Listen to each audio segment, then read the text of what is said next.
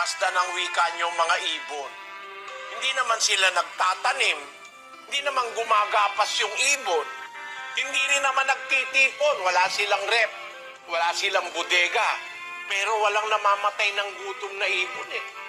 Alam niyo, wala pa akong nakitang ibon na namatay sa gutom, maliban doon sa ikinulong at hindi pinakain.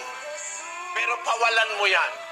Kasi, ibon mang may layang lumipad, ulungin mo at umiiyak. Ayan.